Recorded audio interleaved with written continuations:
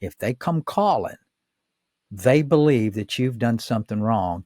And the only reason they're talking to you is to confirm their suspicion. That's it.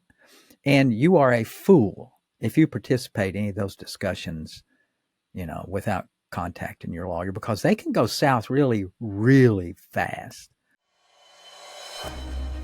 Licensed attorney, award-winning writer, businessman, entrepreneur, and other over-the-top crap. It's Life and Law with Eugene Cisco Jr.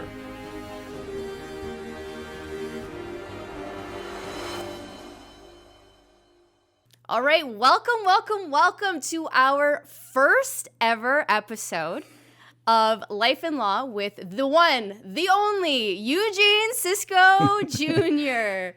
Woohoo! Yeah, heavy on the junior and Mister. Heavy on the Mister.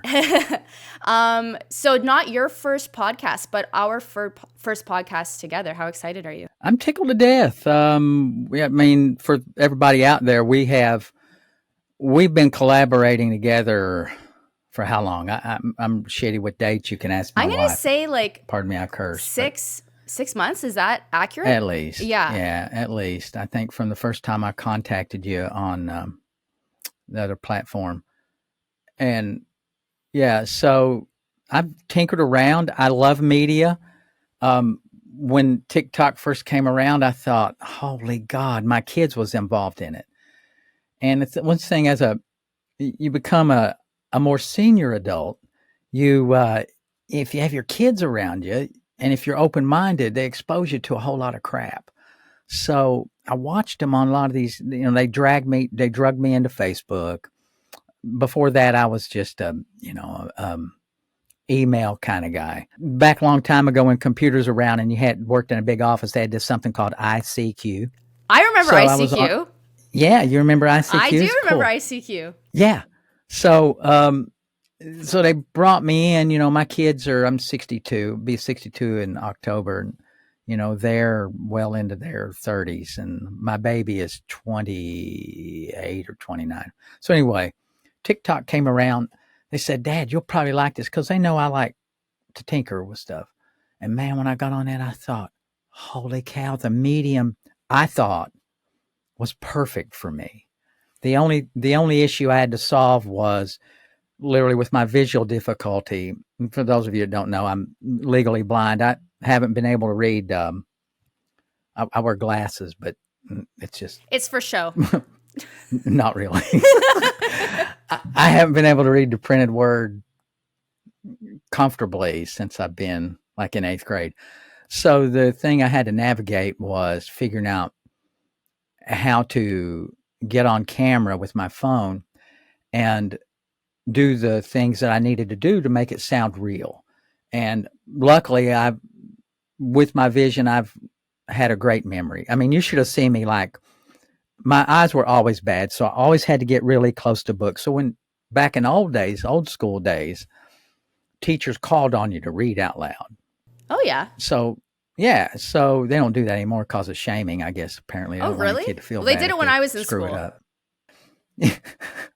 When I'm like, oh my God. And when I realized I couldn't see, before I was diagnosed, I'm like, shit, I can't see. So when the teacher would call on Johnny in the front row, I'd count how many paragraphs. Well, I did a paragraph. 1, 2. So I'm counting how many paragraphs it's going to be before it gets to me. And I would zero in on my paragraph, man. I'd get down on that book and I'd read, squint. I know this is probably bad TV. Yeah, bad podcasting. But I would memorize my paragraph. So when it came to me, shit, I'm reading that thing, got my head down just like I'm reading because I didn't want to be embarrassed that I couldn't see. And so, man, just the skills I learned like that, and could take in a lot of information and memorize it. And that's how I made it through law school without being able to see. I was going to say, you probably had to read a lot in law school. 700 or 800 pages a day. Ugh, not for me. And so I had books on tape. So I'm a good auditory learner. And so, that's just the way it went. But TikTok, when I realized it, I thought, man, what a neat medium. And then I realized YouTube. I'd used YouTube a lot just for fixing things. I'm not really into cat videos. None of that. None of that. So I, you know, then I thought, well, man, this works for YouTube too. So now we're starting a channel. So that was kind of a goal of mine when we started working. So we're here. That's a long damn story just to get to here. That's okay. That's okay. But we're here, by golly, and we're talking life and law. So I wanted to try to develop a brand. And you, by the way, helped me with this. And I know those of you who are watching out here, Katie helped me with everything that you see here. Wonderful, took me out of where I wasn't. I was just like floundering around. And so I always understood the concept of branding. My son was really good at that. So, Dad, you got to brand yourself. You've got to do that because that's what people are going to, that's what people are going to remember. So I don't really like to brand my name. I want my stuff to live on past me. So I never have been a name guy. My law offices aren't, and when I do have, for legal purposes, I have to tell people I'm Eugene Cisco, attorney at law. But all of my other enterprises, I never have my name in it because if I'm gone and when I'm dead, I want that brand to stick out. And so in my little communities where I have my businesses, it's the brand. People call my businesses by their brand name. So you have helped me develop this. So at Real Life and Law, I developed just as a concept for me to be able to talk about all the things that I do. Psychology, counseling. I'm an entrepreneur. I've written, if you look at my TikToks, over $14 million of state, federal, and local grants. So I wanted to blend all this stuff and give I want to be able to give people whether they're tuning in on TikTok, YouTube, Instagram, some value I want to give them something. And I just really think I can talk competently about all those things. Child rearing. I worked in mental health for 8 or 9 years. Substance abuse and addiction. I've been a school teacher. I'm a grandfather. I'm a parent, and I'm a pretty crappy husband. But no, you're not. My wife would tell you that. We should get her on the show one day. She won't. She thinks I'm playing. She says this is play. So what are we talking about today? Well, yeah, I was going to say, like, YouTube and just this podcast is such a great opportunity for your viewers to get more information out of you. Because, like, on TikTok, you only have so much time to get that information across. But so what the plan that Eugene and I have is to kind of take, the videos on his TikTok that do super well and then just expand on that information through these podcast episodes. So today we're talking about police interviews or interrogations, whatever you want to call them, because you did do a video on that and it seemed to do really, really well. So, I mean, in your line of work, you know and have probably dealt with a lot of police officers. And so you probably know the ins and outs of these interrogations or interviews. Like what do they call them? Do they call them interviews? Oddly enough, they don't. If it's a really formal, first off, I would try to get people to understand, anytime a police officer comes upon you, it's an interrogation. So, I mean, there's just no other way around it. It doesn't have to be, like you see in the movies, it doesn't have to be in the room with the two-way mirror and the two fellas or a guy and a girl, good cop, bad cop. It doesn't have to be that. It can be anywhere that you encounter a police officer, because when they roll up on you, their mission is to get information from you. Most likely, they believe that you have committed a crime. Then they honestly believe. There's a lot of hate about police officers out there. You're from Canada. I'm not sure if the sentiment is the same, but in the United States, there's an enormous, and I was absolutely shocked. I was a prosecutor for 16 years. I've been a criminal defense attorney exclusively for about 8 years now. And I was stunned by the comments I get, whether it's on TikTok or Facebook, when I post something on Facebook, at the hate. And that's because, there's some bad cops out there. There's bad police officers. There's a lot of good ones, and I met some great ones. But mostly, by and large, if it's a young police officer, they're very overzealous. They're very myopic, narrow. Their vision's very narrow. They have all this training and information in their head, and when they pull you over, they automatically believe you have done something wrong. They absolutely believe that. Otherwise, I don't think they'd waste their time pulling you over or encountering you. It doesn't have to necessarily be in your car. It can be on the street. They can knock on your door. If they come calling, they believe that you've done something wrong. And the only reason they're talking to you is to confirm their suspicion. That's it. And you are a fool if you participate in any of those discussions, without contacting your lawyer, because they can go south really, really fast. I mean, it doesn't take long, even on just what you think is a simple traffic stop. So the interrogation, which is really what I call it for purposes of my social media, because it gets people to look. Interrogation is a heavy word. It is, yeah. And so a police officer said, I just want to talk to you for a little bit. Just a little. No big deal. When they do that, you better watch your rear end, because something's about ready to happen.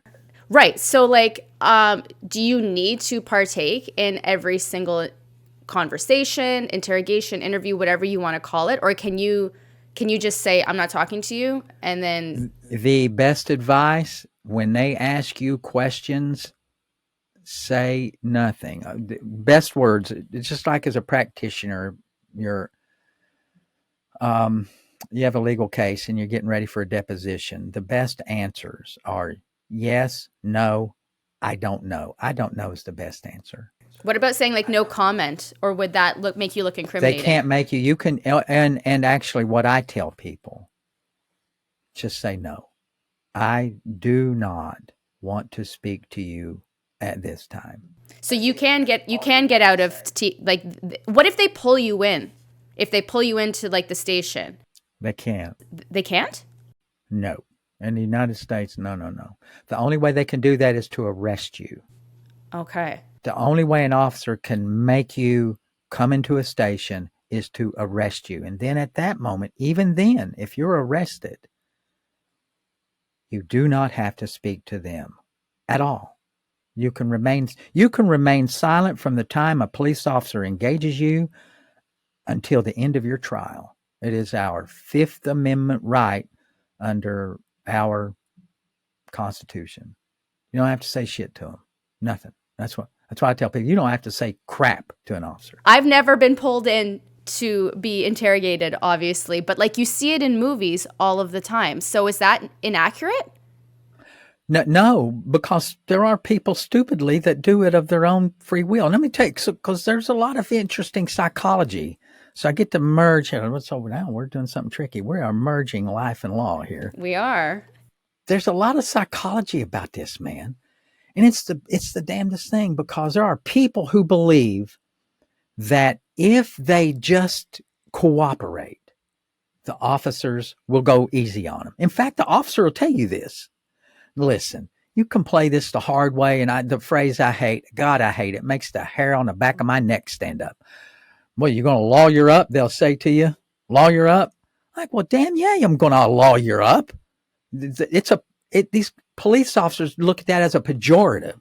It's a nasty thing for you to assert your constitutional rights. It's very manipulative. Yeah, they get angry. So there are a lot of people who believe that if they do this, then they'll just leave them alone. Nope. They're going to be like a dog with a bone. Once they grab on, and if you are unrepresented, the more things you say, the more things they will interpret that you said. Because they already know facts when they're coming in to talk to you. They already have an idea. And you might say something that has absolutely nothing with what they're talking about. But in their brain, the way you say it and the way you present yourself, if you look nervous, if you sound nervous, well, hell, you're there. You're nervous anyway because they're talking to you. That's why lie detector tests and all these little crappy junk science things that they've got, and even at a police road stop. Well, we're going to be talking about lie detector tests in another episode. So I was going to say, most people, the psychology of it is, most people think that it's going to help them to talk. It doesn't help. It doesn't help at all. Then there are some people, there are criminals out there. There's no doubt about it. There are people out there that are flat out criminals. So they believe, I'm smarter than that officer, so I'm just going to talk to him and outwit him. That's what they believe. So there's two types of people that engage in a police interview, interrogation, or a little conversation. And it's those types of people who believe they can manipulate, and people who believe that if they do this, then they can prove, and officers will also say this is a chance for you to prove you didn't do anything. That's just the biggest crock of baloney, because they know this. Officers are trained in the law. You don't have to prove jack shit. They want you to talk. That's why they say things like that. Yeah. And that's why they soft pedal it. Oh, we just sit down and talk a little bit. I was up by and so-and-so told me to come by. You might know something about this. And then the other thing too is, like, you might think that you're helping them, but then they can totally twist what you say. And I think, yes, and I think that can happen. Oh, so I'm reading a book, John Grisham's The Confession. When I go out and run, I'm reading this book, and I put some content out there about this book. And it is probably one of the best examples of how things can go bad in a police interrogation. This young kid, 18 years old, was in a relationship with a young girl. A couple people in town didn't like it. There's some racial overtones in the book. So the little girl went missing. No one knows where she is. Didn't find a body, but someone had fingered this young kid named Dante Drum. So the police talked to him, and all of the psychology that I just talked about is in that book. He had all of this stuff going through his brain that, okay, maybe I can do this, and then they'll let me alone because I've not done anything. They questioned him for hours. They did a lot of things that you probably should not do in a police interrogation, but officers do them. Lied to him, told him there were witnesses, kept him for hours, and eventually he caved. They asked him to submit to a lie detector test, which he did 3 times. 3 times he passed, but they told him all 3 times that he failed. And he eventually gave up and confessed, and he was awaiting. The whole book, I don't know the ending, so I'm not going to tell it. I do that when I run.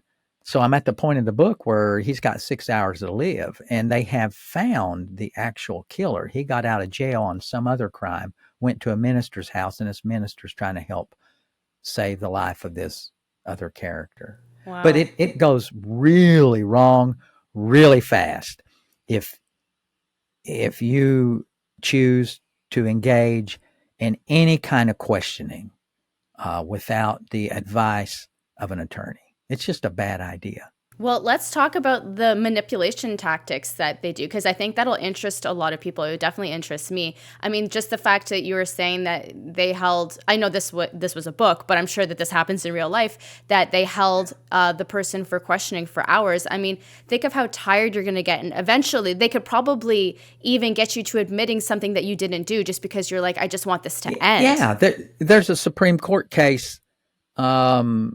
I believe it's United States versus Cup. I almost think it's an Arizona case where the Supreme Court basically said that, I don't want to misstate it. It makes me look like a bad lawyer. But anyway, there's a Supreme Court case which basically gave law enforcement officers kind of a blank check when it comes to these things, which is weird for Supreme Court. What they did say is, you can't coerce. You can't physically. You can't beat the hell out of anybody, and you're not supposed to mentally abuse them. Okay. Now, that's the only guidance that the court gave. So there's a big gap between holding someone for hours, giving them the same questions that include a lot of the same facts that you're looking for, and torture. Yeah. That, so where's the line? Where's the line from I'm just questioning to torture? Mental abuse, Yeah. cursing. They will allow that an officer can curse at you, lie to you, tell you they found DNA. They've got 3 witnesses it's one of their favorites. Oh yeah, we got 3 witnesses, pal. You just better help us. You don't help us, we'll make it a hell of a lot worse on you. They can lie. Yeah. Oh my goodness. Yeah, they can lie. It is, and it says that. They say it says that in a court case. They can lie. They can do anything except for physical and mental or emotional abuse. Now, is this just in that specific court case, or is this in all No, interrogations? that's in the whole country. Right. Okay. If that's the federal, that court case really opened the door for police interrogation. So before that, there was a lot of stringent and tight rules, and now there's not. I mean, honestly, they can literally say or do anything. Now, they can't beat the hell out of you. They can't lay hands on you. But really, what's the difference? When you got somebody for hours and you're not really withholding food, but you're not giving them, they're not eating dinner.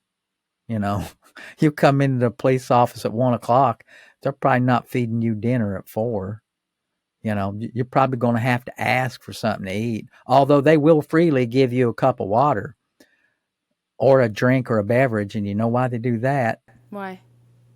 It's a trick so they can get your DNA. They'll Oh tell my you they've already God. got. Yeah, hell yeah. They'll tell you they've already got your DNA, but whatever you touch in those rooms, that's why if it's in a controlled environment, they're going to get your DNA whether you want them to or not. Now, if you're out on the street, they have to get a court order. Don't even know why I didn't think of that. That's so obvious. But me, I'd be like, I'm so thirsty, and I would just grab the cup. Yeah, well, that's what they do. They sit you in that room and they talk your jaws off, and your throat gets dry. You're already nervous, so your throat and all of that stuff goes up. Your respiration goes up. Your blood pressure goes up. So you're sweating like a pig. Now, you said that the rules changed. Now, they used to be a lot stricter. They're not anymore. Why did that change, do you think? Back in the day, I'm almost thinking that was in the late 60s, I think. Maybe a 68. I wished I'd have studied better. But so used to, our courts were really law enforcement friendly. And so a lot of what we consider to be our really tight, strict amendment rights, particularly the right to shut up, as I call the Fifth Amendment's the right to shut the hell up, and the Fourth Amendment's leave me the blank alone. Don't search me, don't touch me, don't come in my car, don't come in my house. If you come in my house, you better have a daggone warrant. So especially those have really eroded over probably the last, since the 50s. There's been a steady erosion. Now, I think the courts have swung back a little bit, even though a lot of people would consider, we have a conservative Supreme Court, but what we have now, in my opinion, is a constitutional Supreme Court. So if you just look at the Constitution, it says you've got a right to shut the hell up, period. Mm-hmm. No exceptions, none of that. You've got a right not to have an unreasonable search and seizure under the Fourth Amendment, period. Over the years, there's so many exceptions to that rule, it's almost non-existent. And if you're in a car, that damn thing hardly don't exist at all. So, but I think things, if you're around long enough, you see pendulums, things go one way, then they go the next. And I think we're probably having a correction in a lot of those things that was kind of like the wild, wild west of our constitutional rights. So I think we're getting a little bit of that back. Again, that's just my opinion. Now, I kind of want to touch just on the different tactics one more time, because I'm going to refer to movies, obviously, because I have nothing else to refer to. But the good cop, bad cop tactic, is that actually used? Oh yeah, it's a real thing, man. Yeah? In fact, in that book, it's in there. It's a classic. So you got two cops, and you see it all the time. Now with police departments kind of cutting down, you really just see it. One cop will do both, really, but they'll be the good cop originally. They'll be your buddy. Okay. This is what they'll tell you. One cop will be the a-hole. Okay. He's going to pound the table. He's going to tell you that he knows exactly what you did. He knows exactly what went on. And your best advice is to give him what he wants so that way you can get out of here. Then he leaves. I'm tired. I want to get out of here. So he leaves. The other guy, listen, man, this dude. The other guy's just looking at you saying, man, this dude, he's a piece of work. He should have been retired a long time ago. He's just tired. He's overworked. Yeah, he's he hasn't shit in a week. So just leave him alone. His wife hates him. So yeah, so he's like, come on, man, just be all right. And this dude, the good cop, will say things like, man, if I was you, I'd done the same thing. I would have done the same thing. Like if the circumstances fit, it's like, say a murder or something. Yeah, that guy was nothing but a dirtbag. He deserved what he got. Yeah. To try and get you to speak up.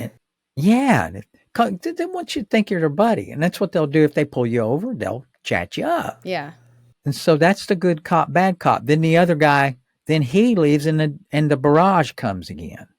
Well, he leaves, the other guy comes in. Oh man, did he really beat you up again? No, I mean, not literally, but emotionally.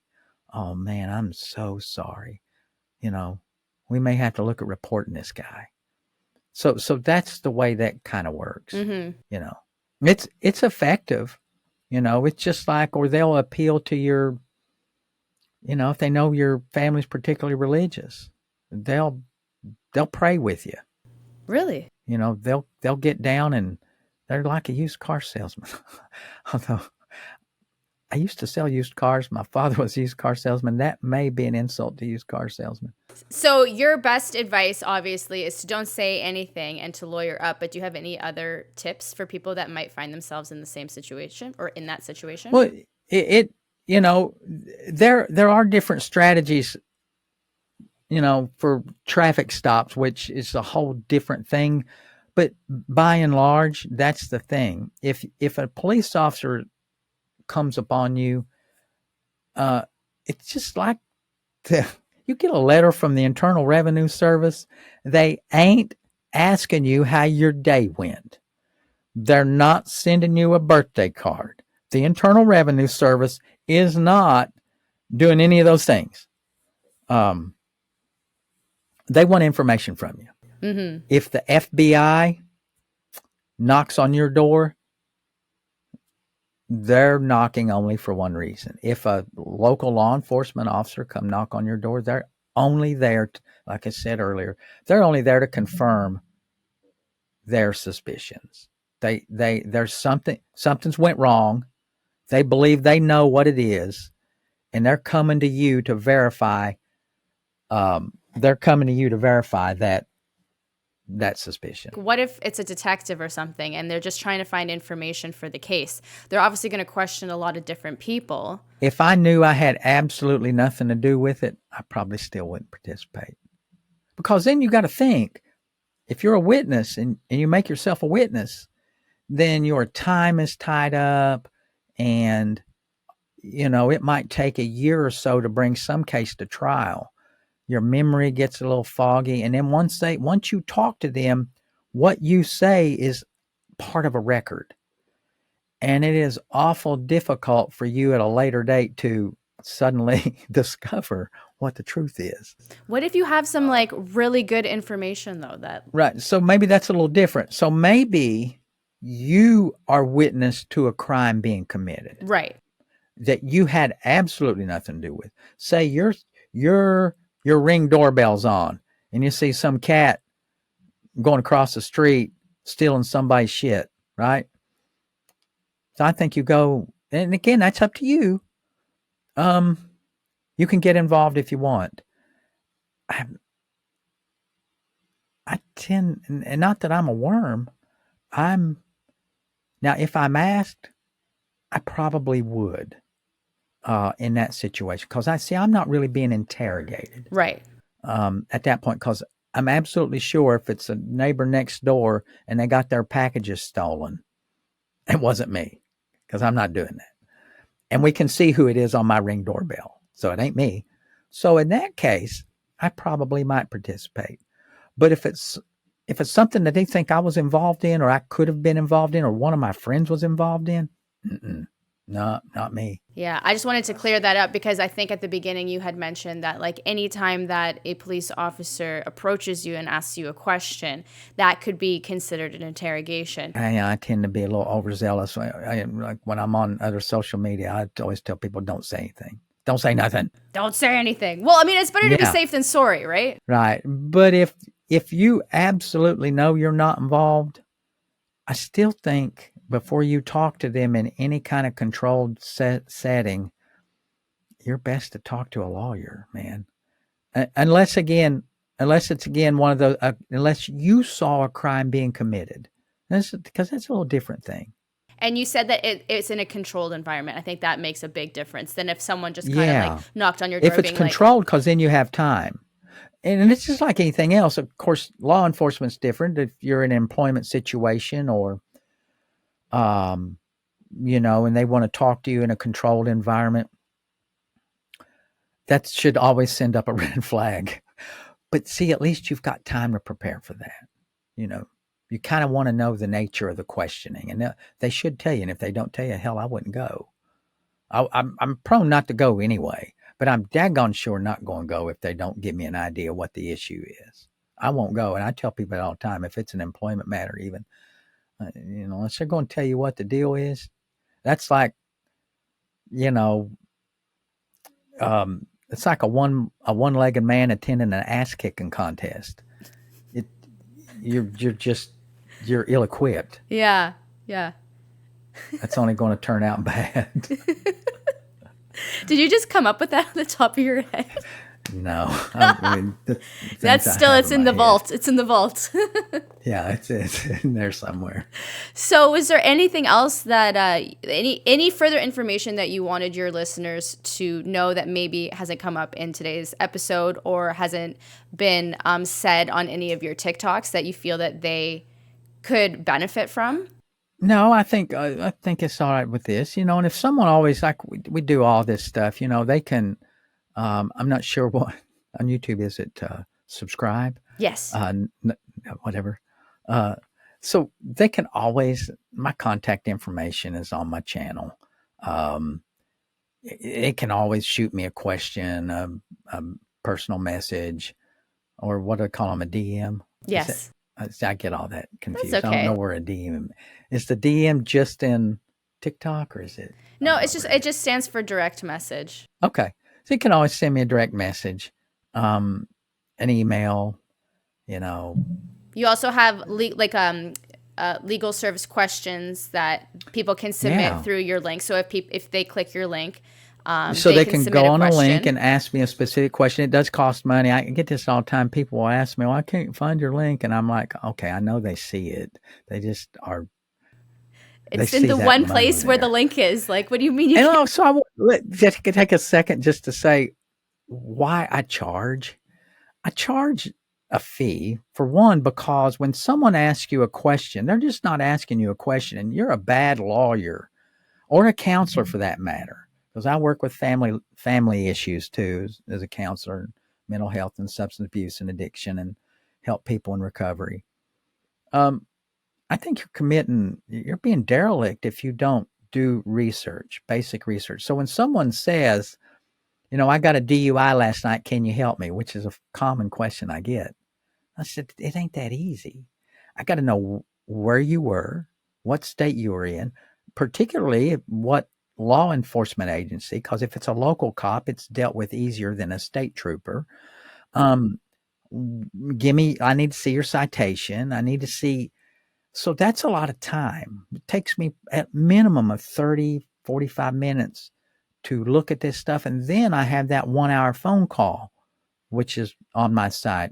So it's not just the 1 hour powwow. There's a lot of work that goes on into that. So I charge Of a course. meager $79 for that. Yeah, of course. Not to mention, I don't know if it's the same in the States, but I believe here in Canada, lawyers aren't allowed to give free advice, like free legal advice. So we're allowed, but the problem is there's a lot of really stuffy lawyers that don't like to do it because they're afraid that they have established an attorney-client relationship.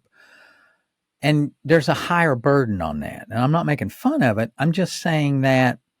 So what I tell people on my site, listen, I'm not really giving you legal advice. What I'm doing is looking at your case as a legal professional, and I'm giving you some options based on my education, training, and experience. Now, someone else wants to call that legal opinion, have at it. What I'm doing is giving you comfort. I'm giving you someone to talk to. And I'm also looking at your situation through the lens that I have, which is as a prosecutor, a criminal defense attorney, a businessman, and just as a practical dude walking around on two legs, you know? So, because there's value in living a life and knocking around and having friends that are officers so that I know what they're thinking. And all that stuff's outside the law. So what I'm doing is just asking people to pay me $79 to do that, have a little fun and give them some peace of mind. Most of the time, I've probably done 8 or 9 of these calls. I'm quite shocked every time I get one. So I think mostly what I do is give people some peace of mind and kind of give them a framework and a roadmap to work out, you know. So, that. So I do charge money for that, and people get quite. I had a couple people get really aggravated at that, but Well, you're also compensating yourself for all of the work that goes on behind the scenes. It's a service. yeah, It's a service, so they should yeah. pay for it, in my opinion. We and if you want, if it's really important to you, and I know times are tough and people have a hard time, and a lot of people unemployed, but I'm telling you what, I've paid a hell of a lot more than $79 to put my mind at ease on a lot of things. When I hired you, I'm like, I mean, I got this problem, I can't figure it out. I will happily pay someone to shorten my learning curve Yeah. and and put me in a frame of mind to where I feel good about what I'm doing. So, $79. Oh, there's also a shorter question on there for $14, which I got to take off. I'm no longer doing the $14 question because I tried that. The $14 question, oddly enough, turns into a $79 question. Yeah, yeah. Funny how that works. Yeah. So anyway, that's why I digress. That's why we did that. Okay. Well, if there's nothing else that you want to communicate, then we'll probably end today's episode. Yeah. But make sure to tune into the next one because I think we're going to talk about lie detector tests. That's something that really interests me. And they're pretty cool. Yeah. It's odd. They're once you research and study those things, you kind of see what it's all about. Yeah, we don't want to give anything away because we want everyone to tune in Yeah. for the next Go out and episode. take one. Everybody get one. Yeah, yeah. Go on Facebook Marketplace and buy one. Yeah. Katie, thank you very much. And I'm going to plug you because you are too daggone modest. If you're out there and you are thinking about social media and you're frustrated like I was, I'm sure we'll have our content. Maybe you'll have your I can put my link contact in the information in our description. description, I guess, is the way we do that. Mm-hmm. So put it in there. Put your contact information in there, and give her a look at her page. Damn it, it won't cost you anything. So she'll help you out. Well, thank you. And I guess we should have done this at the beginning of the episode, but yes, my name is Katie, and I'll be here every episode for the comedic relief and asking the questions. Basically, like, I'm a regular Joe Schmo. I know nothing about any of the topics we're going to be talking about, so I will have all the questions to ask Eugene to get all the information for you guys. So, all right. Until next time. Turn me around, help me to the door. I'll never make it on my own.